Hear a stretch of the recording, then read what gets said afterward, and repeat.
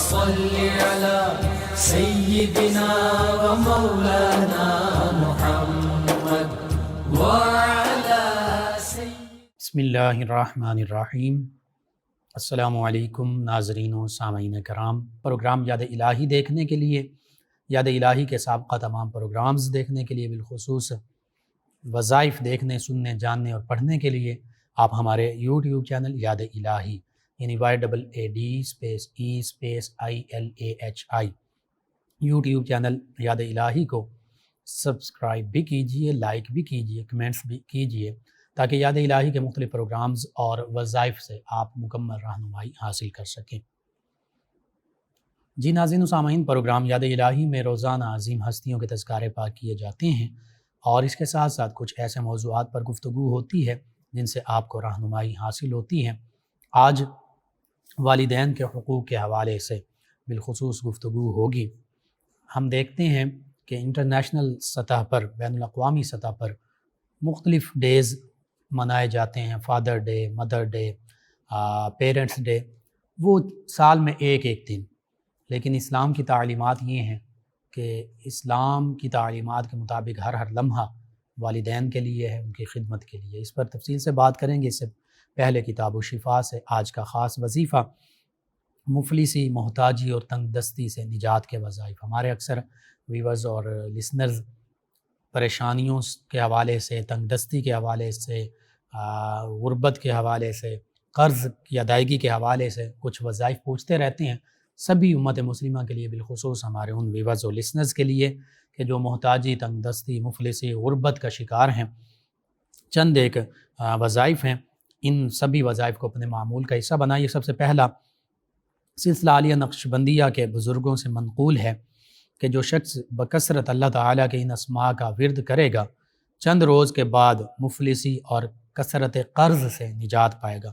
غربت، مفلسی، تنگ دستی سے بھی نجات پائے گا اور قرض کی کثرت سے بھی نجات پا جائے گا انشاءاللہ۔ اللہ پر کامل یقین رکھتے ہوئے یہ پڑھیے اسماء مبارکہ: یا کافی یا غنی، یا کافی یا غنی، یا رزاق یا فتاح، یا رزاق یا فتاح۔ 4 اسماء مبارکہ: یا کافی یا غنی، یا رزاق یا فتاح۔ اول آخر 3 مرتبہ درود پاک پڑھیں اور ان چاروں اسماء مبارکہ کو کثرت سے پڑھیں۔ نیز سورۃ القریش: لإیلاف قریش ایلافہم رحلۃ الشتاء والصیف فلیعبدوا رب ھذا البیت الذی اطعمہم من جوع وآمنہم من خوف۔ یہ کثرت سے جو پڑھے گا تو سورہ قریش کو کثرت سے پڑھنے والا بھی ہر طرح کی مفلسی، تنگ دستی، محتاجی، غربت سے محفوظ رہتا ہے۔ اسی طرح دوسرا وظیفہ اللہ تعالیٰ کے اسم مبارک یا مغنیو، یا مغنیو، اس کو صبح و شام 1000 مرتبہ پڑھنے سے ظاہری اور باطنی غنا حاصل ہوگا۔ ہر حوالے سے اللہ تعالیٰ غنی فرما دے گا، ظاہری طور پر بھی اور باطنی طور پر بھی۔ اسی طرح تیسرا وظیفہ اللہ تعالیٰ کے 2 اسماء مبارکہ: یا اللہ یا وہاب، یا اللہ یا وہاب، 1100 مرتبہ اول آخر 11 مرتبہ درود پاک پڑھنے سے محتاجی اور مفلسی سے نجات حاصل ہوگی۔ تو ضرور یہ وظیفہ بھی لازمی پڑھیے۔ چوتھا وظیفہ یہ ہے مفلسی اور محتاجی سے نجات کے حوالے سے سورۃ الانشراح، یا جسے سورہ علم نشرح بھی کہتے ہیں، اس کو 30ویں پارے میں سورہ والضحیٰ کے بعد، تو سورۃ الانشراح یا سورہ علم نشرح، اس کو ایک وقت مقرر کر کے 71 مرتبہ روزانہ 41 دن تک پڑھنے والا فقر و فاقہ اور افلاس سے نجات پائے گا۔ 41 دن پڑھنا، ڈیلی 71 مرتبہ، ایک خاص وقت مقرر کر کے، کوئی بھی وقت ہو سکتا ہے، انشاءاللہ فقر و فاقہ اور تنگ دستی، غربت سے نجات ملے گی۔ 5واں وظیفہ سورۃ القریش، 21 مرتبہ ہر نماز کے بعد پڑھنے والا فقر و فاقہ اور افلاس سے نجات پائے گا۔ تو یہ 5 وظائف ہیں، ان سبھی کو کیجیے اللہ کی رحمت پر کامل بھروسہ رکھتے ہوئے، اللہ پر یقین کامل رکھتے ہوئے۔ انشاءاللہ اللہ تعالیٰ ہی رزق عطا فرمانے والا، اللہ تعالیٰ ہی غنی فرمانے والا ہے، اللہ تعالیٰ ہی تنگ دستیاں، مفلسی دور فرمانے والا ہے۔ تو یہ وظائف کیجیے اللہ پر بھروسہ کرتے ہوئے، انشاءاللہ اللہ تعالیٰ ہر قسم کے تنگ دستی، مفلسی غربت، فقر و فاقہ، محتاجی، قرض، ہر چیز سے نجات عطا فرمائے گا۔ آپ سبھی اپنے معمول کا حصہ بنائیے، اپنے اعزاء اقربا، رشتہ دار، دوست، احباب، پڑوسی، محلے دار، امت مسلمہ تک پہنچائیے۔ انشاءاللہ اللہ تعالیٰ آسانیاں عطا فرمائے گا، اللہ تعالیٰ رزق میں فراخی عطا فرمائے گا، قرضوں سے نجات عطا فرمائے گا، مفلسی، تنگ دستی سے نجات عطا فرمائے گا۔ آپ سبھی تک یہ منتقل کیجئے، شیئر کیجئے، بانٹیے، اپنے اعزاء اقربا، رشتہ دار، دوست، احباب، پڑوسی، محلے دار، امت مسلمہ تک پہنچائیے۔ میرے آپ کے ہمارے بتانے سے اگر کسی بھی ہمارے مسلمان بہن بھائی، کسی مسلمان فرد کا فائدہ ہوتا ہے، انشاءاللہ یہ ہمارے لیے دین و دنیا آخرت میں بھلائی، فائدہ، نجات اور شفا کا باعث ہوگا۔ اللہ سبحانہ و تعالی ہمیں آسانیاں عطا فرمائے، آسانیاں بانٹنے والا بنائے، مشکلات سے ہماری حفاظت فرمائے، آمین۔ جی ناظرین و سامعین، والدین اور پھر والدین کے حقوق، والدین کا مقام و مرتبہ کیا ہے؟ والدین کا مقام و مرتبہ تمام رشتے ناتوں میں سب سے بڑھ کر ہے۔ تو پھر پتہ چلا کہ حقوق العباد میں بھی سب سے بڑھ کر جن لوگوں کے حقوق ہیں وہ ہمارے والدین ہیں۔ قرآن مجید فرقان حمید میں اکثر مقامات پر اللہ رب العزت نے اپنی عبادت کا جہاں حکم دیا، ذکر فرمایا، وہیں متصل والدین کے ساتھ حسن سلوک کا ذکر فرمایا۔ جہاں اللہ رب العزت نے مختلف رشتوں اور مختلف لوگوں کے حقوق کا حکم دیا اور ذکر فرمایا، وہاں سب سے پہلے اللہ تعالیٰ نے والدین کے حقوق پر زور دیا، والدین کے حقوق پورے کرنے کا حکم دیا۔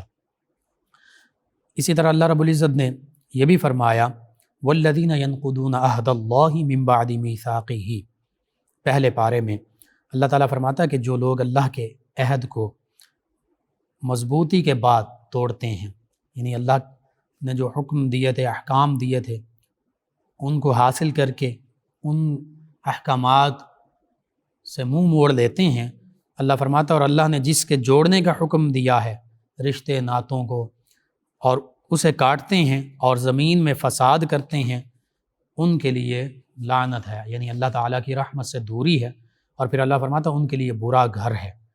اللہ نے پھر فرمایا اے پیارے حبیب صلی اللہ علیہ وآلہ وسلم آپ فرما دیجئے کہ جو کچھ نیکی میں تم خرچ کرو تو وہ ماں باپ اور قریب کے رشتہ دار اور یتیم، مسکین اور راہگیر یعنی مسافر کے لیے ہو، اور جو کچھ بھلائی تم کرو گے بے شک اللہ تعالیٰ اسے جانتا ہے، اور تمہارے رب نے حکم دیا کہ اس کے سوا کسی کی، اب یہ پہلے پارے میں بھی اور پھر آگے 15ویں پارے میں بھی جہاں فرمایا کہ وَقَضَىٰ رَبُّكَ أَلَّا تَعْبُدُوا إِلَّا إِيَّاهُ وَبِالْوَالِدَيْنِ إِحْسَانًا۔ تو سورہ بنی اسرائیل میں اللہ فرما رہا ہے کہ اللہ تعالیٰ نے حکم دیا ہے کہ اس کے سوا کسی کی عبادت مت کرو، اللہ ہی وحدہ لا شریک عبادت کے لائق ہے، اور اپنے ماں باپ کے ساتھ اچھا سلوک کرو۔ اگر تمہاری زندگی میں تمہارے سامنے ان دونوں میں سے کوئی ایک یا دونوں بڑھاپے کی عمر کو پہنچ جائیں تو ان سے اف تک نہ کہو اور انہیں جھڑکو بھی نہیں، اور ان سے عزت کی بات کرو، تکریم کے ساتھ، عزت کے ساتھ بات کرو، اور ان کے لیے عاجزی کے، نرم دلی کے بازو بچھائے رکھو، اور اللہ کی بارگاہ میں یوں التجا کرتے رہو کہ اے میرے رب تو ان دونوں پر رحم فرما جیسا کہ ان دونوں نے بچپن میں مجھے پالا۔ اور اللہ فرماتا ہم نے انسان کو ماں باپ کے ساتھ بھلائی کرنے کی وصیت کی، اور اللہ فرماتا اور اگر وہ تجھ سے کوشش کریں کہ میرا شریک ٹھہرا ایسے کو جس کا تجھے علم نہیں تو ان کا کہنا نہ مان۔ اب ان آیات بینات اور ان کے معانی اور مفاہیم پر جب ہم غور کرتے ہیں، پہلے پارے میں سورہ بقرہ میں اللہ رب العزت نے ارشاد فرمایا والذین ینقضون عہد اللہ من بعد میثاقہ ویقطعون ما امر اللہ بہ ان یوصل ویفسدون فی الارض اولئک لهم اللعنۃ واولئک هم الخاسرون، کہ اللہ تعالیٰ کے عہد کو جنہوں نے مضبوطی کے ساتھ پکڑا اور پھر توڑ دیا، اور جسے جوڑنے کا حکم دیا تھا یعنی جن رشتے ناتوں کے ساتھ حسن سلوک کا حکم دیا تھا انہیں توڑ دیا، اسے کاٹا، اور زمین میں پھر فساد جو لوگ کرتے ہیں، فرمایا ان کے لیے اللہ تعالیٰ کی طرف سے لعنت ہے، اور یہ ان کے لیے برا گھر ہے، خسارہ پانے والوں میں ہے۔ بہرحال پتہ چلا کہ جو اللہ تعالیٰ کے احکام سے منہ موڑتے ہیں اور جو اللہ تعالیٰ نے احکام عطا فرمائے ہیں بالخصوص رشتے ناتوں کے حوالے سے بھی، ان کے لیے اللہ تعالیٰ کی طرف سے وعید ہے۔ اسی طرح سورہ بنی اسرائیل کی آیت مبارکہ وَقَضَىٰ رَبُّكَ أَلَّا تَعْبُدُوا إِلَّا إِيَّاهُ وَبِالْوَالِدَيْنِ إِحْسَانًا إِمَّا يَبْلُغَنَّ عِندَكَ الْكِبَرَ أَحَدُهُمَا أَوْ كِلَاهُمَا فَلَا تَقُل لَّهُمَا أُفٍّ وَلَا تَنْهَرْهُمَا وَقُل لَّهُمَا قَوْلًا كَرِيمًا۔ اس آیت مبارکہ میں اور پھر اس سے اگلی آیت مبارکہ میں اللہ رب العزت نے اپنی وحدانیت کا بھی ذکر فرمایا کہ میرے ہی عبادت کرو، میرے ساتھ کسی کو شریک نہ کرو، اور والدین تمہارے سامنے تو تمہارے پاس بڑھاپے کی عمر کو پہنچ جائیں، دونوں یا دونوں میں سے ایک، تو ان کے ساتھ بہتر سلوک کرو، حسن سلوک کرو، اچھا سلوک کرو، ان کی خدمت کرو، ان سے محبت رکھو، ان کا ادب بجا لاؤ، اور انہیں اف تک بھی نہیں کہنا۔ یہ اف بظاہر چھوٹا سا کلمہ ہے، الف اور فے سے مل کر بنا ہے، لیکن حقیقت میں اس سے مراد یہ ہے کہ چھوٹی سی چھوٹی بھی تکلیف دہ بات انہیں نہیں کہنی۔ پھر اللہ فرماتا ہے انہیں جھڑکنا بھی نہیں ہے۔ والدین جب بوڑھے ہو جاتے ہیں، جیسے بچہ بعض اوقات بچے چڑچڑے پن کا اظہار کرتے ہیں، اور اس موقع پر والدین یہ نہیں کہتے کہ بیٹا تم بار بار ایک ہی چیز کی ضد کر رہے ہو یا چڑچڑا پن کیوں دکھا رہے ہو۔ تو والدین بھی اگر بیماری کی وجہ سے یا بڑھاپے کی وجہ سے بعض اوقات کچھ ان میں تلخی ترشی آ سکتی ہے، لیکن اللہ نے فرمایا انہیں جھڑکنا نہیں ہے، محبت کے انداز اور وَقُلْ لَهُمَا قَوْلًا كَرِيمًا، عزت اور تکریم کے ساتھ اور عاجزی کے ساتھ ان کے ساتھ بات کرنی ہے، اکڑ کر بات نہیں کرنی، سخت کلامی نہیں کرنی، ترش روئی نہیں اختیار کرنی۔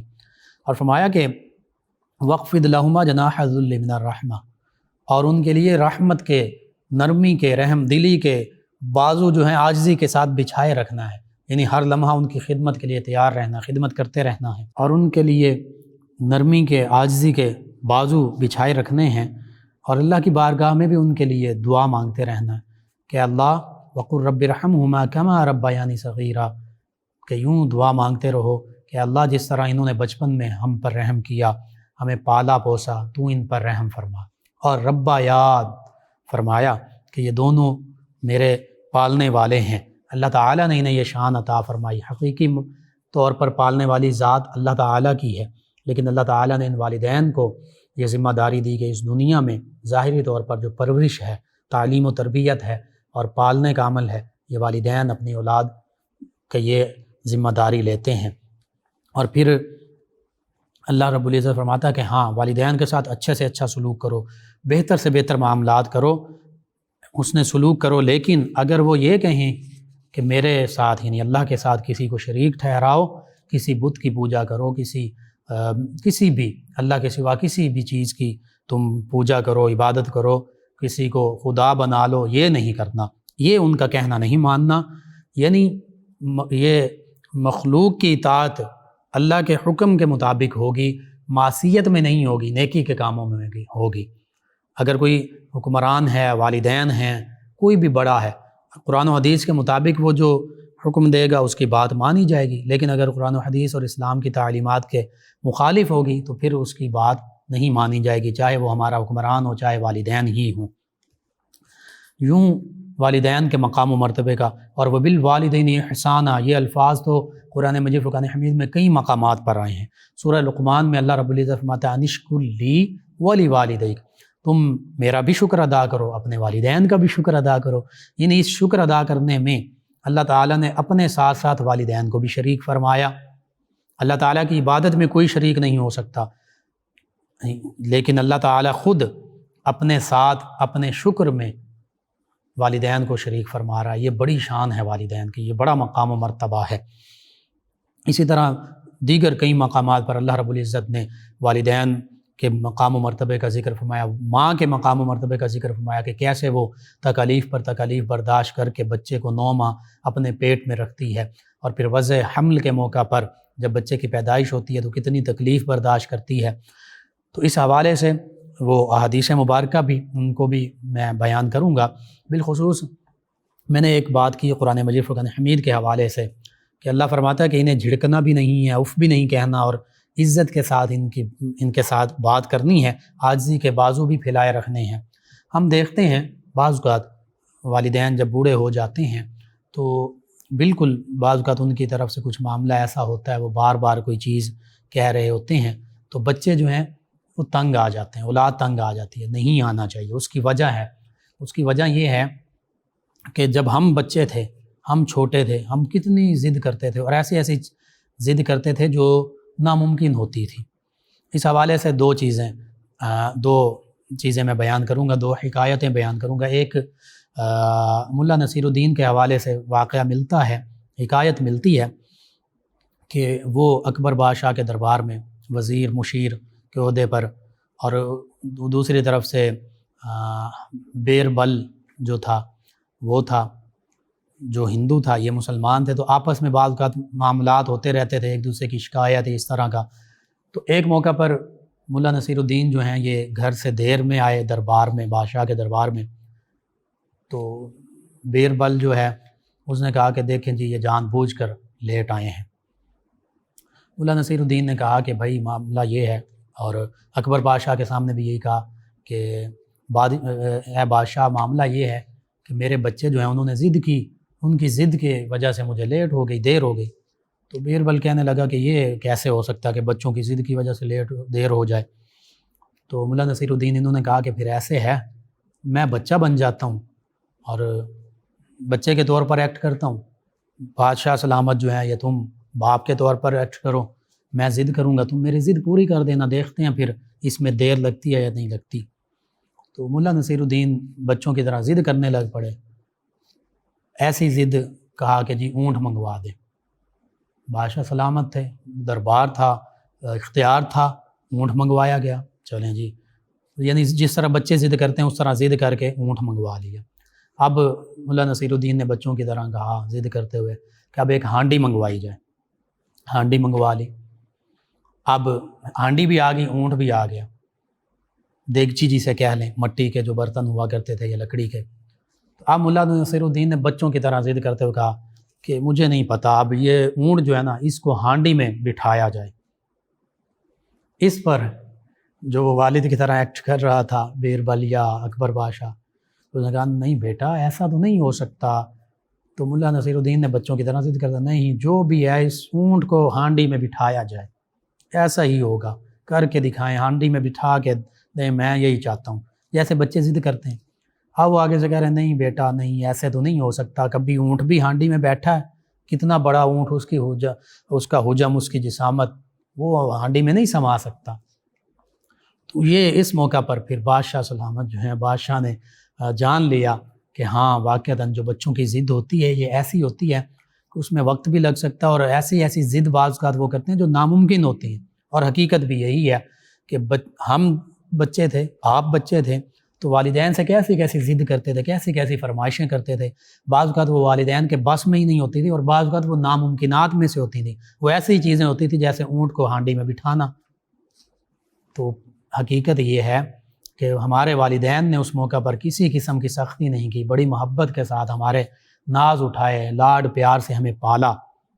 اور پھر اسی حوالے سے ایک اور واقعہ وہ یوں بیان کیا جاتا ہے کہ ایک بزرگ والد، انہوں نے اپنے بیٹے سے کہا، دیوار پر کوا بیٹھا تھا تو امتحان لینے کے لیے جان بوجھ کر بار بار پوچھتے تھے کہ بیٹا، جو نوجوان اولاد ہے اسے، بیٹا یہ دیوار پر کیا بیٹھا ہے؟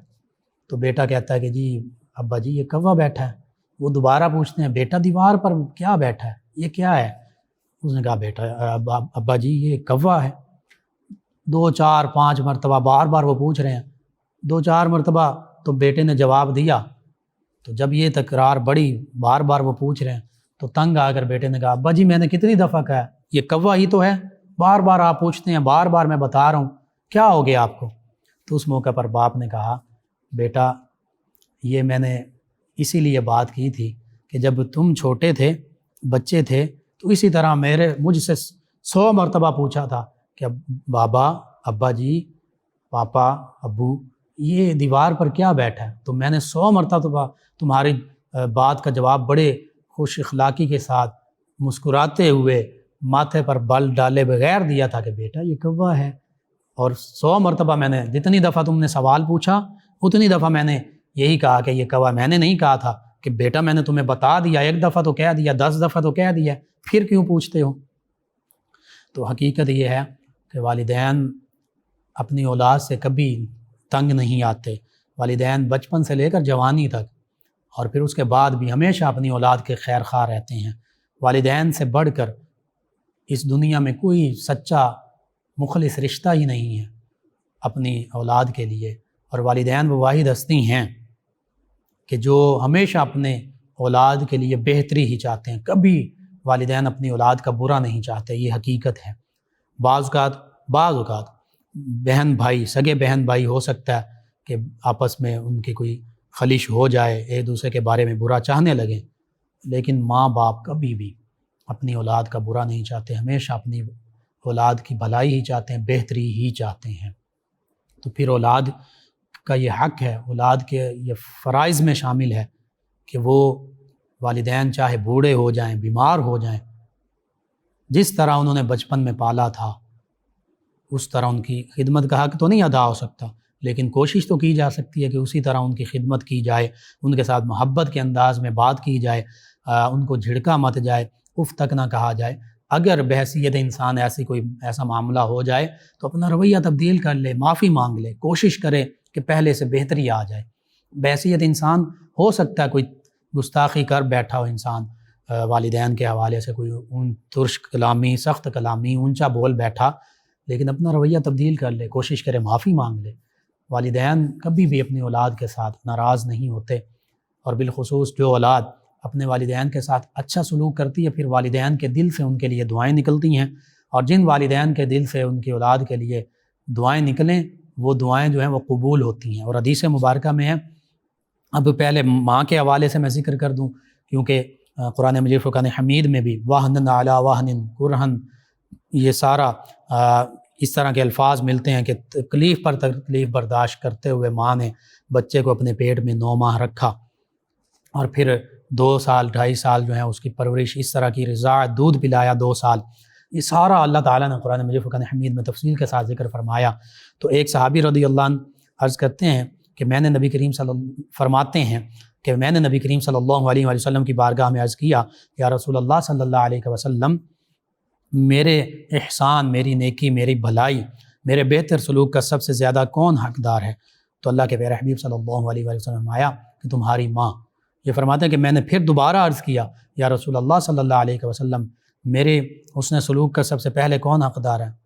آقا کریم صلی اللہ علیہ وسلم نے دوسری بار ارشاد فرمایا تمہاری ماں. یہ فرماتے ہیں کہ میں نے پھر تیسری مرتبہ آقا کریم صلی اللہ علیہ وسلم کی بارگاہ میں عرض کیا، یا رسول اللہ صلی اللہ علیہ وسلم، پھر میرے حسن سلوک کا کون حقدار ہے؟ نبی کریم صلی اللہ علیہ وسلم نے پھر تیسری مرتبہ یہی ارشاد فرمایا کہ تمہاری ماں، امک. تو پھر یہ فرماتے ہیں کہ میں نے نبی کریم صلی اللہ علیہ وسلم کی بارگاہ میں چوتھی مرتبہ عرض کیا، یا رسول اللہ صلی اللہ علیہ وسلم، پھر کس کے ساتھ میں حسن سلوک کروں؟ تو پھر نبی کریم صلی اللہ علیہ وسلم فرمایا تمہارا باپ، اپنے باپ کے ساتھ حسن سلوک کرو. چوتھی مرتبہ یہ فرمایا. تو پتہ چلا ماں کے ساتھ بھی حسن سلوک کیا جائے بہت ضروری ہے، اچھا رویہ اختیار کیا جائے، ان کی خدمت کی جائے، اور باپ کے ساتھ بھی بہتری کا سلوک کیا جائے، اچھا رویہ اختیار کیا جائے، ان کے حقوق پورے ادا کیے جائیں. تو اس حدیث مبارکہ میں بھی والدین کے حقوق کا ذکر ملتا ہے. ایک اور حدیث مبارکہ ہم یہ تو پڑھتے ہیں، بالکل صحیح حدیث مبارکہ، الجنت تحت اقدام الامہات، کہ جنت جو ہے وہ ماؤں کے قدموں تلے ہے. بالکل یہی حقیقت ہے، یعنی ماں کی خدمت کریں گے تو پھر جنت کے ہم مستاق بنیں گے. اور ایک حدیث مبارکہ میں کہ جنت کا جو مرکزی دروازہ، مین گیٹ ہے، جو وسطی اور بڑا دروازہ ہے، فرمایا وہ باپ ہے. تو پتہ چلا جنت ماں ہے، تو اس جنت کا دروازہ، اس میں داخلے کا ذریعہ وہ باپ ہے. یعنی دونوں کی خدمت ہمارے لیے ضروری ہے. جنت میں جانے کے لیے جنت کے دروازے سے گزرنا پڑے گا نا، تو جو بڑا دروازہ جس سے آسانی سے گزرا جائے، جو کھلا وسطی اور مرکزی دروازہ ہے جس میں اعزاز کے ساتھ گزرنا ہے، جنت میں جانا ہے، تو پھر وہ باپ ہے. تو پتہ چلا باپ اور ماں دونوں کی رضا یہ جنت میں داخلے کا ذریعہ بن جاتی ہے. اور ایک حدیث مبارکہ میں یوں بھی ہے کہ اللہ کی رضا باپ کی رضا میں ہے، اور اللہ کی ناراضگی باپ کی ناراضگی میں ہے. یعنی اگر ہم باپ کو راضی کریں گے، اس کے جو بھی والد گرامی جو ہیں ان کے جتنے بھی فرمان، ان کے حکم جو قرآن و سنت اور اسلامی تعلیمات کے مطابق ہوں گے، ان کو مانتے جائیں گے، تو پھر اس کا مطلب اللہ بھی ہم سے راضی ہو جائے گا۔ اور اگر ہم ان احکام کو بھی نہیں مانیں گے جو قرآن و سنت ہی کے مطابق ہیں، تو پھر اس کا مطلب والد ناراض ہو گئے تو پھر اللہ بھی ناراض ہو جائے گا۔ اللہ کی رضا کا مقام جنت ہے، اللہ کا دیدار ہے، اللہ کی نعمتیں ہیں، اور اللہ کی ناراضگی کا مقام وہ جہنم ہے۔ بہرحال یہ چند ایک احادیث مبارکہ ہیں، اگر والدین کے حوالے سے ہم صرف احادیث مبارکہ ہی پڑھتے جائیں، احادیث مبارکہ ہی بیان کرتے جائیں تو بے شمار ہیں۔ اسی طرح ایک طویل حدیث مبارکہ، اس کو ضرور سماعت کیجئے، اس میں ان چیزوں کا بھی ذکر ہے، خاص طور پر صحیح بخاری، صحیح مسلم میں اللہ کے حبیب صلی اللہ علیہ وآلہ وسلم نے فرمایا کہ یہ بات کبیرہ گناہوں میں سے ہے کہ آدمی اپنے والدین کو گالی دے۔ صحابہ کرام علیہ رضوان نے عرض کیا، یا رسول اللہ صلی اللہ علیہ وسلم، کیا کوئی ایسا شخص بھی ہے کہ جو اپنے والدین کو بھی گالی دیتا ہے؟ فرمایا ہاں۔ تو پھر نبی کریم صلی اللہ علیہ وآلہ وسلم نے فرمایا کہ جو اپنے والدین کو گالی دینا، اس کی صورت یہ ہے کہ یہ کسی دوسرے کے ماں باپ کو گالی دیتا ہے، اور جب وہ پھر بدلے میں اس کے ماں باپ کو گالی دیتا ہے۔ پہلے باپ کا ذکر فرمایا کہ یہ کسی دوسرے کے باپ کو گالی دیتا ہے تو وہ بدلے میں اس کے باپ کو گالی دیتا ہے، یہ دوسرے کی ماں کو گالی دیتا ہے تو وہ اس کی ماں کو گالی دیتا ہے۔ تو صحابہ کرام علیہ رضوان، جنہوں نے عرب کا زمانہ جاہلیت بھی دیکھا تھا، ان کی سمجھ میں چونکہ ظاہری طور پر یہ بات نہیں آئی، تو انہوں نے کہا، عرض کیا کہ اپنے ماں باپ کو کوئی کیوں کر گالی دے گا؟ تو نبی کریم صلی اللہ علیہ وآلہ وسلم نے پھر ارشاد فرمایا کہ اس سے مراد یہ کہ دوسرے سے گالی دلوانا، یعنی اگر ہم کسی کے ماں باپ کو گالی دیں گے تو بدلے میں وہ بھی ہمارے ماں باپ کو گالی دیں گے۔ اور اب ہم دیکھتے ہیں کہ عام طور پر بعض اوقات غلطی سے بھی، بعض اوقات جانتے بوجھتے ہوئے یہ معاملہ ہو جاتا ہے۔ کوشش کرنی چاہیے، میں آپ ہم سب ان چیزوں سے بچیں، اللہ تعالی ہمیں اس چیز کی توفیق عطا فرمائے۔ اسی طرح سنن ترمذی کی حدیث مبارکہ جو میں نے ابھی بیان کی، اللہ کے حبیب صلی اللہ علیہ وآلہ وسلم نے فرما دیا کہ اللہ کی خوشنودی اور رضا باپ کی خوشنودی میں ہے، اور اللہ کی ناراضگی اور ناخوشی باپ کی ناراضگی میں ہے۔ اسی طرح سنن ترمذی اور ابن ماجہ میں ایک حدیث مبارکہ، سیدنا ابو دردہ رضی اللہ عنہ کے پاس ایک شخص آیا اور کہا کہ میری ماں مجھے یہ حکم دیتی ہے کہ میں اپنی بیوی کو طلاق دے دوں۔ سیدنا ابو دردہ رضی اللہ عنہ نے فرمایا کہ میں نے آقا کریم صلی اللہ علیہ وآلہ وسلم کو فرماتے ہوئے سنا کہ ماں کے حوالے سے بھی، باپ کے حوالے سے بھی، ماں کے حوالے سے بھی، کہ ماں جنت کے دروازوں میں سے بیچ کا دروازہ ہے، اب تیری خوشی ہے کہ اس دروازے کی حفاظت کر یا اسے ضائع کر دے۔ اور بالکل یہی الفاظ باپ کے حوالے سے بھی ہیں۔ تو اسی طرح سیدنا ابو امامہ رضی اللہ عنہ، آپ سے روایت ہے کہ ایک شخص نے عرض کیا، یا رسول اللہ صلی اللہ علیہ وسلم، والدین کا اولاد پر کیا حق ہے؟ فرمایا کہ وہ دونوں تیری جنت بھی ہیں، دوزخ بھی ہیں، یعنی ان کو راضی رکھے گا تو جنت پا لے گا، اور اگر ان کو ناراض کرے گا تو پھر دوزخ کا مستحق بن جائے گا۔ تو کتنی بڑی بات ہے، اگر والدین کے ساتھ اچھا سلوک کرتے ہیں، حسن سلوک کرتے ہیں، ان کے حقوق پورے کرتے ہیں، تو پھر جنت ہمارے لیے ہے، اور اگر ہم ان کے حقوق ادا نہیں کرتے، ان کے ساتھ برا سلوک کرتے ہیں، تو پھر اس کا مطلب یہ ہے کہ دوزخ اس کے ہم مصداق ٹھہریں گے۔ اور آج کا یہ ہمارا معاشرہ المیہ ہے، جب ہم قرآن و حدیث کے حوالے سے بات کر رہے ہیں تو اپنے معاشرے پر بھی ہم دیکھیں گے کہ اسلام کی تعلیمات کے اثرات ہم نے کتنے لیے، اور دیگر معاملات میں ہم کیسے پڑھے۔ حقیقت یہ ہمارا المیہ بڑی افسوسناک بات ہے، اس معاشرے میں ایسے لوگ بھی ہیں جو والدین کے تمام حقوق ادا کرتے ہیں، لیکن دوسری طرف ایسے لوگ بھی ہیں، سننے میں پڑھنے میں آتا ہے کہ جی والد کو قتل کر دیا۔ ابھی ان دنوں میں ایک ایسی دردناک خبر سنی کہ والد کو خود بیٹے نے قتل کیا، پھر اس کو جلایا، اس کے جسم کے حصے جو اس پر گرینڈر چلایا، اور جو لاش تھی اس کے ٹکڑے کر کے مختلف جگہوں پر پھینک دیے، اور وہ بعد میں ہاتھ ملا کہیں سے، اس ہاتھ کے ذریعے اس کی شناخت کی گئی۔ پھر جب پولیس نے کارروائی کی تو پتہ چلا کہ سگا بیٹا ہی 20-22 سال کا، اسی نے ہی اپنے والد کو قتل کیا تھا۔ ایسا معاملہ آ چکا ہے، ایسی نوبت آ چکی ہے کہ بیٹے اپنے باپ کو قتل کر رہے ہیں، ماں کو قتل کر رہے ہیں۔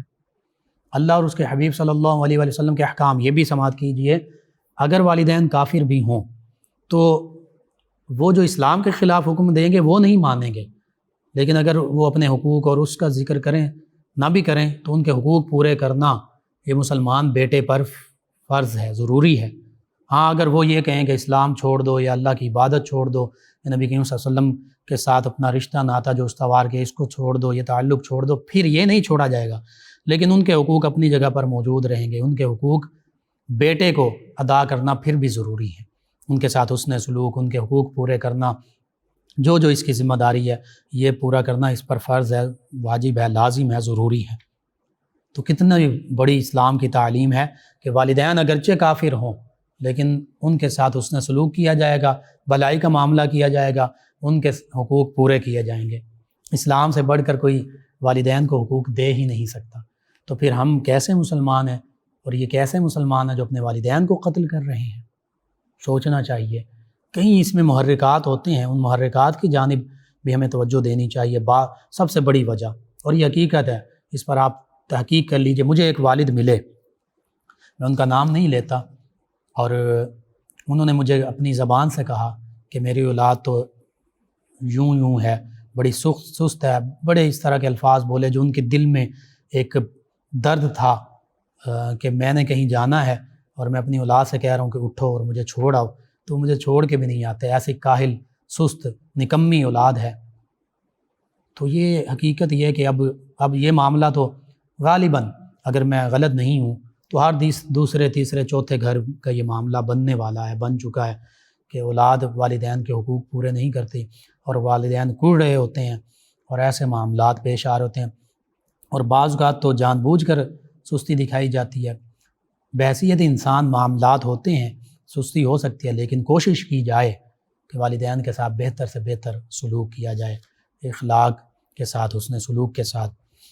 اسی طرح حدیث مبارکہ اور اسلام کی تعلیمات تو یہ ہیں کہ والدین کے جو باپ کے اگر کوئی دوست ہیں، ماں کی سہیلیاں ہیں، ان کے ساتھ بھی اچھا سلوک کیا جائے۔ اگر والدین وصال بھی پا گئے، ان کے ہوتے ہوئے بھی وصال پا جائیں والدین، تو باپ کے جو دوست ہیں، ماں کی جو سہیلیاں تھیں، ان کے ساتھ اچھا سلوک کیا جائے، ان کی خدمت کی جائے۔ اسلام نے تو اتنی زیادہ تاکید کی ہے، اسلام کی تعلیمات۔ پھر اگر والدین وصال پا جائیں تو ان کے قبر پر حاضر ہوا جائے، تلاوت کلام پاک کی جائے، ان کے لیے ایصال ثواب کیا جائے، ان کی بخشش اور مغفرت اور درجات کی بلندی کی دعا کی جائے، اور پھر جو دیگر چھوٹے بہن بھائی ہیں ان کے حقوق پورے کیے جائیں۔ یہ سبھی والدین کے حقوق میں شامل ہیں۔ والدین کے جو دیگر رشتہ دار ہیں ان کے ساتھ صلہ رحمی کی جائے۔ تو یوں قرآن مجید، فرقان حمید، احادیث مبارکہ اور اسلام کی تعلیمات یہ بہت وسیع ہیں، بہت خوبصورت ہیں۔ ان پر اگر عمل پیرا ہوا جائے تو ہماری یہ زندگی یہ جنت کا نمونہ بن سکتی ہے۔ اور حقیقت یہ ہے، آج کی اولاد یہ کل والدین بنیں گے۔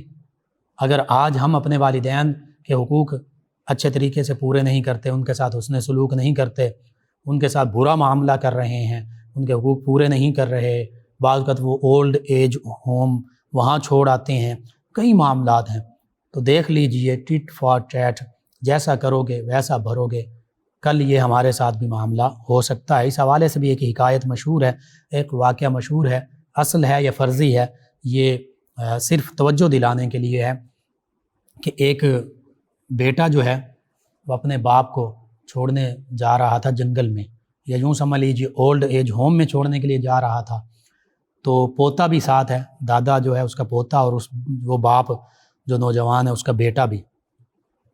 تو اس موقع پر جب اولڈ ایج ہوم میں چھوڑا، جنگل کا بھی ذکر ملتا ہے، بہرحال اولڈ ایج ہوم کا آپ ذکر کر لیں کہ وہاں جب چھوڑنے کے لیے جا رہا تھا تو اس موقع پر وہ پوتے نے اپنے باپ سے کہا، جو اس دادا کا بیٹا تھا، کہ بابا آپ ان کو یہاں چھوڑ رہے ہیں، یہ جگہ، یہ مقام، اس کو نوٹ کر لیجئے، میری بھی عمر بڑی ہوگی، میں بھی جوان ہوں گا، ہو سکتا ہے میں بھی پھر آپ کے ساتھ یہی معاملہ کروں۔ تو اس وقت باپ نے سوچا کہ بالکل میں بھی بوڑھا ہو سکتا ہوں، اور ہو سکتا ہے اس وقت یہ میرا بیٹا جوان ہوگا، تو ہو سکتا ہے یہ بھی مجھے اسی طرح کہیں باہر چھوڑا ہے، جنگل میں چھوڑا ہے، اولڈ ایج ہوم میں چھوڑا ہے۔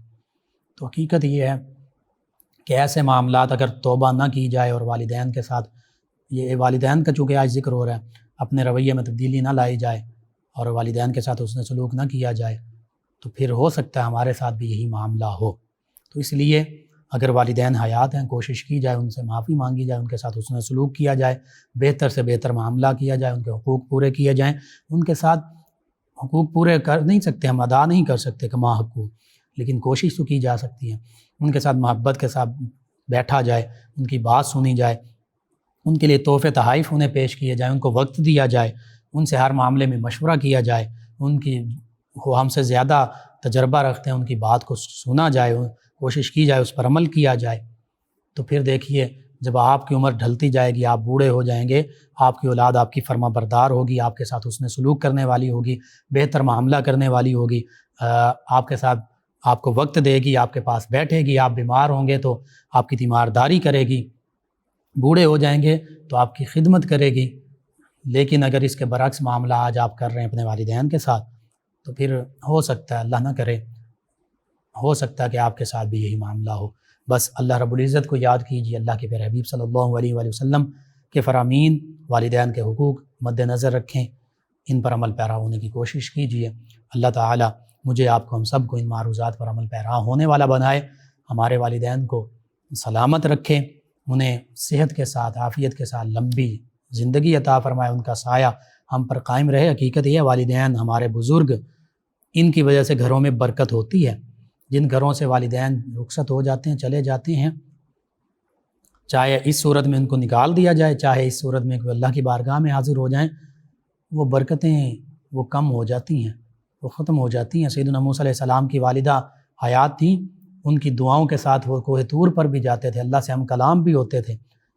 تو جب ان کی والدہ کا وصال ہوا تو اللہ نے فرمایا موسیٰ اب سنبھل کر آنا، پہلے تمہارے پیچھے تمہاری ماں کی دعائیں ہوا کرتی تھیں۔ تو یہ معاملہ ہے، والدین کی دعائیں جو ہیں وہ ہمارے ساتھ ہوتی ہیں، ان کی برکتیں وہ ہمارے ساتھ ہیں، تو ان کی برکتیں ہمارے ساتھ ہیں، ان کی دعائیں ہمارے ساتھ ہیں۔ تو یہ سنبھل جانا چاہیے ہمیں کہ اگر والدین ساتھ نہیں ہیں، ان کی دعائیں ساتھ نہیں ہیں، تو پھر ہر قدم پھونک پھونک کر رکھنا چاہیے۔ ان لوگوں سے پوچھیے جن کے والدین نہیں ہیں، ہم نے دیکھا ہے صرف والد اس دنیا سے رخصت ہوئے یا والدہ، دونوں رخصت ہو گئے، روتے ہیں وہ لوگ، اور ان کو احساس ہے کہ وہ برکتیں نہیں ہیں، وہ بات نہیں رہی جو ان کے ہوتے ہوئے تھی، وہ معاملات جو ان کے ہوتے ہوئے تھے، جو سکون تھا، جو آسانیاں تھیں، جو برکتیں تھیں، جو رحمتیں اللہ کی نازل ہوتی تھیں، وہ اس طرح نہیں ہیں۔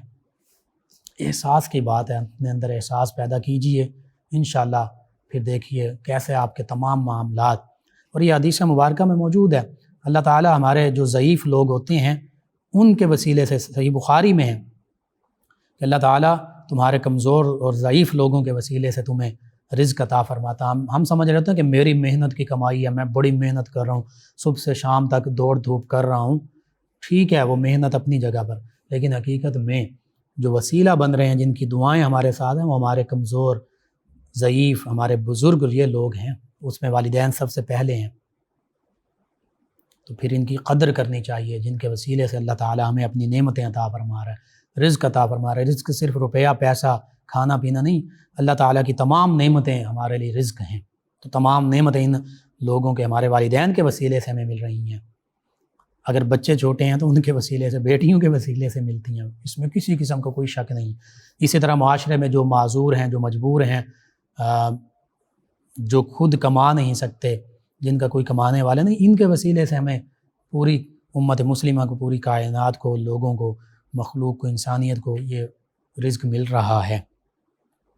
تو ہمیں ان کا سب سے پہلے والدین ہیں، ان کا خیال رکھنا ہے، پھر دیگر جو رشتے ناتے اور جو لوگ ہیں ان کا خیال رکھنا ہے۔ اللہ سبحانہ وتعالی سے دعا، اللہ تعالی ہمیں ان چیزوں پر عمل پیرا ہونے والا بنائے، اور اللہ تعالی ان لوگوں کی بالخصوص والدین کی برکتیں ہمیں عطا فرمائے، اور ان کا سایہ ہم پر تا دیر صحت اور سلامتی کے ساتھ قائم رکھے۔ اور اگر کسی کے والدین اللہ کی بارگاہ میں حاضر ہو گئے تو ان کی مغفرت اور بخشش فرما کر ان کے درجات بلند فرمائے، ان کی قبروں پر ہمیں حاضر ہونے کی توفیق عطا فرمائے، اور ان کے لیے ایصال ثواب، ان کے لیے دعا کرنے کی، ان کی طرف سے صدقہ خیرات کرنے کی توفیق عطا فرمائے، آمین۔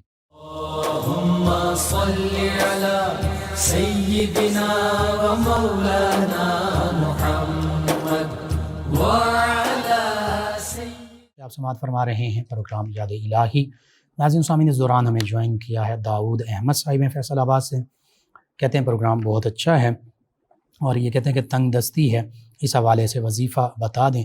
جی، آج کے میں نے جو 5 وظائف بتائے ہیں یہ تنگ دستی ہی کے حوالے سے ہیں، تو آپ ان کو ضرور پڑھیں۔ یا اللہ یا وہاب 1100 مرتبہ روزانہ پڑھیں، اول آخر 11 مرتبہ درود پاک پڑھیں۔ سورہ قریش ہر نماز کے بعد 21 مرتبہ پڑھیں۔ اسی طرح سورہ علم نشرح ایک وقت مقرر کر کے 71 مرتبہ روزانہ پڑھیں اور 41 دن تک پڑھیں۔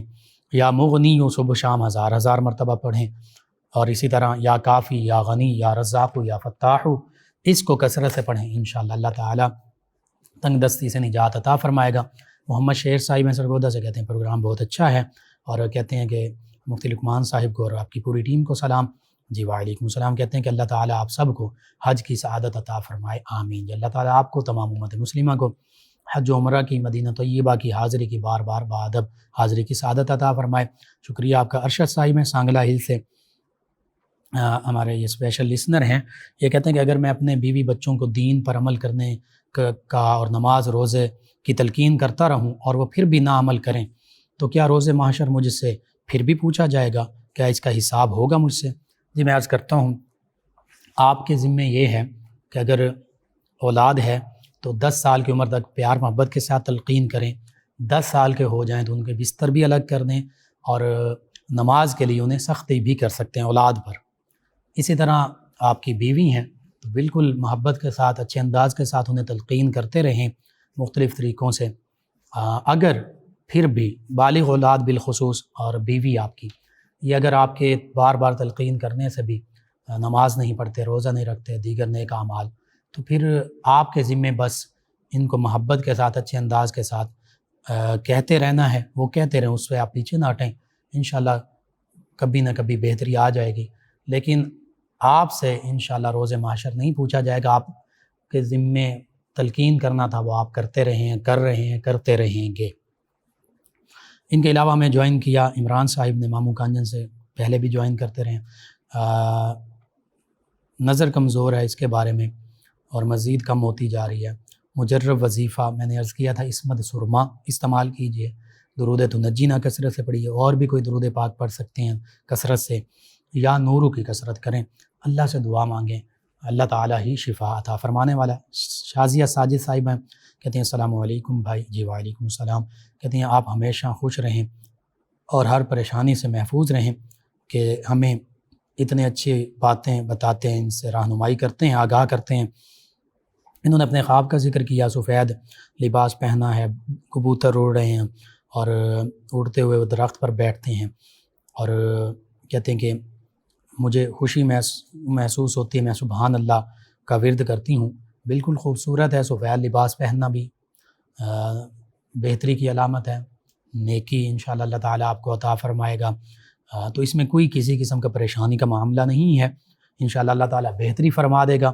آپ بس کوشش کیجئے، باوضو رہیں، نماز پڑھیں، تلاوت کلام پاک کریں، استغفار کی کثرت، درود پاک کی کثرت کریں، انشاءاللہ اللہ تعالیٰ مزید دین و دنیا آخرت کی بھلائیاں آپ کو عطا فرمائے گا۔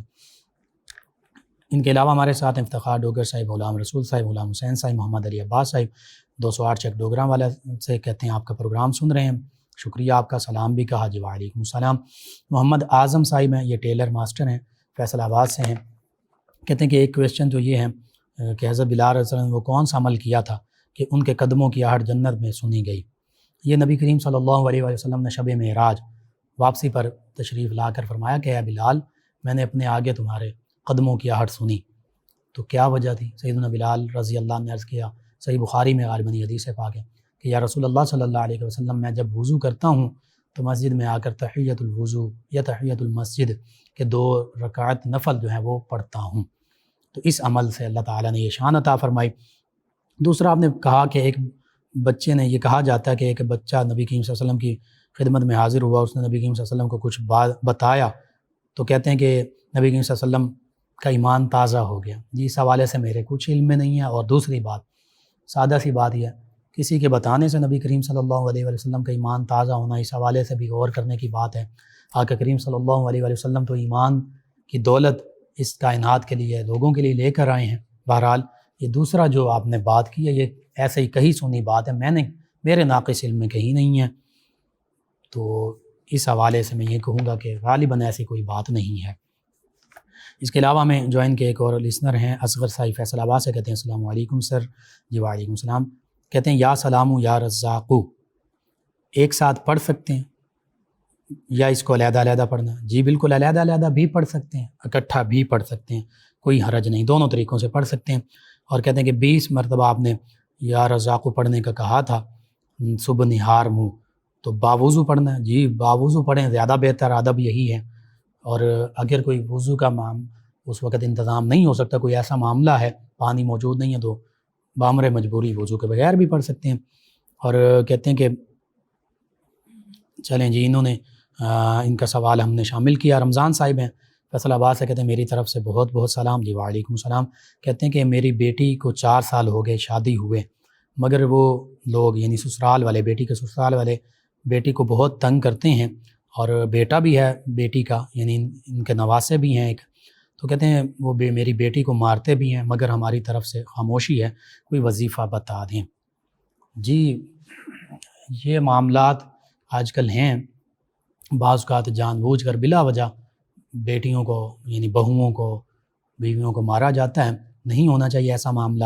میں عرض کرتا ہوں کچھ چیزیں، ایک تو درود پاک کوئی سا بھی کثرت سے پڑھیں، درود تنجینہ بھی پڑھ سکتے ہیں، درود پاک کی کثرت کریں، ایک نبی کریم صلی اللہ علیہ وآلہ وسلم کے وسیلے سے دعا مانگیں۔ دوسرا یہ یا ودود، اس کو کثرت سے پڑھیں، اور بالخصوص 1001 مرتبہ یا ودود یا رؤوف یا رحیم پڑھ کر کسی کو بتانے کی ضرورت نہیں، محبت کے لیے، تاکہ سب گھر والوں میں محبت الفت قائم ہو جائے۔ تو کھانے پینے کی چیزوں پر دم کر کے سبھی خود بھی کھائیں، گھر والے سبھی کھائیں پئیں، انشاءاللہ آپس میں محبت الفت قائم ہوگی۔ جب محبت الفت سبھی گھر والوں کے درمیان قائم ہو جائے گی تو پھر اس طرح کی یہ مار پیٹ اور اس طرح کا معاملہ ہی نہیں ہوگا۔ اور انہیں کہیں کہ اللہ کی بارگاہ میں یہ دعا بھی کرتی رہیں، باوضو رہیں، نماز پڑھتی رہیں، نماز کی پابندی کریں، تلاوت کلام پاک کی پابندی کریں، استغفار اور درود پاک کی کثرت کریں، انشاءاللہ اللہ تعالیٰ بہتری فرما دے گا۔ آپ اس پر عمل کیجیے، ہفتہ 10 دن بعد دوبارہ اگر کوئی معاملہ بہتر نہیں ہوتا پھر مجھے آپ لکھ بھیجیے، انشاءاللہ میں کوشش کروں گا مزید کچھ نہ کچھ آپ کو عرض کر دوں۔ ایک لسنر ہے، انہوں نے عقیقے کے بارے میں پوچھا، بیٹے اور بیٹی کے حوالے سے۔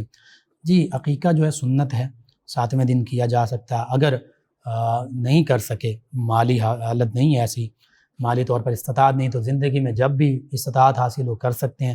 بیٹے کی طرف سے 2 بکرے، بیٹی کی طرف سے 1 بکرا، اور اس کے برعکس بھی ہو سکتا ہے، بیٹے کی طرف سے 1، بیٹی کی طرف سے 2 بکری بھی کی جا سکتی ہے، قربانی کے جانور میں حصہ بھی کیا جا سکتا ہے۔ تو کوئی خاص یہ نہیں ہے کہ اتنا ہی کرنا ہے، یہ ہے کہ 1 حصہ یا 1 جانور بیٹے اور بیٹی کی طرف سے کم از کم یہ کیا جا سکتا ہے۔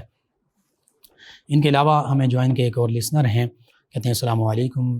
جی وعلیکم السلام۔ کہتے ہیں کیا حال ہے آپ کا لقمان بھائی؟ جی الحمدللہ۔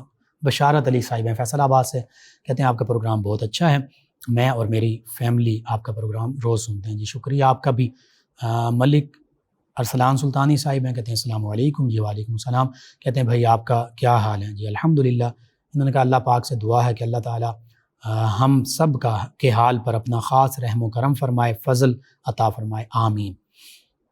ان کے علاوہ ہیں جی ایک اور لسنر سونم صاحبہ ہیں، کہتے ہیں السلام علیکم۔ جی وعلیکم السلام۔ کہتی ہیں بھائی آپ کا پروگرام بہت اچھا ہے، کھانسی کا روحانی علاج انہوں نے پوچھا ہے، بتا دیں۔ اور کہتے ہیں کہ ڈاکٹری شربتوں سے افاقہ نہیں ہوا۔ چلیں میں عرض کرتا ہوں کھانسی کے حوالے سے، کھانسی کا جو روحانی علاج ہے یہ آپ سماعت کر لیجئے۔ سورہ یاسین کی آیت مبارکہ 58 سلام قولا من رب الرحیم، اس کو کاغذ پر لکھ کر پانی میں مکس کر کے پلائیں، پیتے رہیں، انشاءاللہ اللہ تعالیٰ شفا عطا فرمائے گا۔ ویسے بھی پڑھتے رہیں سلام قولا من رب الرحیم، اللہ تعالیٰ شفا عطا فرمائے گا۔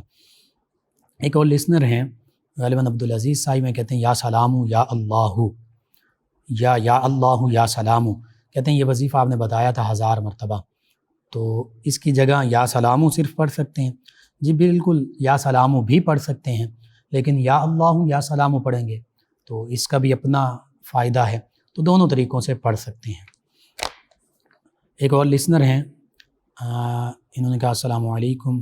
جی وعلیکم السلام۔ اسلم صاحب فیصل آباد سے، کہتے ہیں سیدہ عائشہ صدیقہ رضی اللہ عنہ کا وصال کب ہوا؟ غالباً سیدنا امیر معاویہ رضی اللہ عنہ کے دور میں ہوا، اور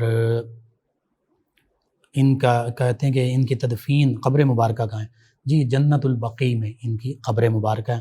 اکثر امہات المومنین رضی اللہ عنہ اجمعین کی قبور مبارکہ جنت البقیع میں ہی ہیں۔ سیدہ عائشہ صدیقہ رضی اللہ عنہ آپ کی قبر مبارکہ بھی جنت البقیع میں۔ اسد عبداللہ چشتی قادری صاحب ہیں، کہتے ہیں السلام علیکم لقمان بھائی۔ جی وعلیکم السلام۔ کہتے ہیں ایک سوال ہے، مجھ فقیر کی رہنمائی کیجیے گا۔ کہتے ہیں کہ آقا صلی اللہ علیہ وآلہ وسلم نے سیدنا طلحہ بن زبیر رضی اللہ عنہ کو کعبہ کی کنجی یعنی چابی دی تھی اور کہا تھا کہ یہ آپ کے پاس ہی ہمیشہ رہے گی، یعنی آپ کے خاندان میں، آپ کی نسلوں میں، اس حوالے سے بتا دیجیے۔ جی میں عرض کرتا ہوں، طلحہ بن زبیر نہیں نام، طلحہ بن عثمان غالباً ان کا نام ہے، اور بالکل انہی کی اولاد میں آج بھی کعبۃ اللہ کی چابیاں موجود ہیں۔ تو آقا کریم صلی اللہ علیہ وآلہ وسلم نے ان کو چابی بھی عطا فرمائی اور ان کے لیے دعا بھی فرمائی، اور یہ غالباً وہی ہیں، انہوں نے فتح مکہ کے موقع پر غالباً اسلام قبول کیا۔ اس سے پہلے جب آقا کریم صلی اللہ علیہ وآلہ وسلم عمرے کے لیے کعبۃ اللہ میں تشریف لائے تھے تو اس موقع پر انہوں نے چابی دینے سے انکار کیا تھا۔ نبی کریم صلی اللہ علیہ وسلم نے فرما دیا تھا کہ وہ وقت بھی آئے گا، اس طرح کا فرمان مبارکہ ملتا ہے کہ جب یہ چابی میرے پاس ہوگی، اس طرح کا کچھ۔ تو بہرحال جب اور پھر وہ وقت آیا فتح مکہ کے موقع پر، تو آقا کریم صلی اللہ علیہ وآلہ وسلم پر ہماری جانیں قربان کہ نبی کریم صلی اللہ علیہ وآلہ وسلم نے ان سے چابی انہوں نے جب خود دی تو پھر آقا کریم صلی اللہ علیہ وآلہ وسلم نے انہیں ہی عطا فرما دی۔ ان کے علاوہ ایک اور لسنر ہیں، کہتے ہیں السلام علیکم بھائی۔ جی وعلیکم السلام۔ کہتے ہیں پروگرام ویری نائس اور ہم روزانہ سنتے ہیں، سبھی گھر والے بھی۔ کہتے ہیں کہ رہنمائی روحانی علاج بتا دیں، بہت مہربانی۔ کہ بال بہت کمزور ہیں اور گرتے رہتے ہیں، اور دوسرا انہوں نے کہا کہ مخصوص ایام میں وظیفے کے طور پر سورہ اخلاص پڑھ سکتے ہیں۔ جی میں عرض کرتا ہوں، بالوں کے لیے، جسم کے اعضاء جسمانی کی سلامتی کے لیے یہی وظیفہ ہے، یا سلامو یا سلامو، اس کو کثرت سے پڑھیں۔ اور دوسرا جو آپ نے پوچھا ہے، وظیفے کے طور پر آیات بینات یا دیگر جو اسماء مبارکہ ہیں یہ پڑھے جا سکتے ہیں، لیکن ان ایام میں تلاوت کلام پاک نہیں کی جا سکتی، قرآن پاک کو نہیں چھوا جا سکتا، نماز روزہ جو ہے یہ نہیں ہوگا۔ تو یہ آپ کا جواب میں نے مختصراً عرض کر دیا۔ ایک اور ہمارے لسنر ہیں، یہ کہتے ہیں کہ موٹاپا بہت زیادہ ہے، اس کے حوالے سے کہتے ہیں کہ جسم پھول گیا، بہت پریشان ہوں، کوئی وظیفہ۔ جی ایک تو آپ علاج بھی کیجیے، یہ بھی سنت نبوی ہے۔ دوسرا آپ کے لیے بھی یہی ہے، یا سلامو یا سلامو، اس کی کثرت کریں، اور آپ تھوڑا سا واکنگ بھی کیا کریں، ورزش بھی کریں، پیدل بھی چلیں، اور علاج بھی ضروری ہے۔ دونوں چیزیں ضروری ہیں۔ اللہ تعالیٰ آپ کو سب کو شفا عطا فرمائے، روحانی، جسمانی، ظاہری، باطنی تمام امراض سے مجھے بھی، آپ کو بھی، ہم سب کو شفا عطا فرمائے۔ اللہ تعالیٰ دین و دنیا آخرت کی بھلائیاں عطا فرمائے۔ ناظرین سامعین، پروگرام یاد الہی کا وقت ختم ہوا چاہتا ہے، آپ کا شکریہ، آپ ہمیں جوائن کرتے ہیں۔ انشاءاللہ کل صبح دوبارہ آپ سے ملاقات ہوگی پروگرام یاد الہی میں۔ اپنی میزبان محمد لقمان رضا اور ہماری ٹیم کو اجازت دیجیے۔ اللہ نگہبان۔ اللهم صل على سيدنا ومولانا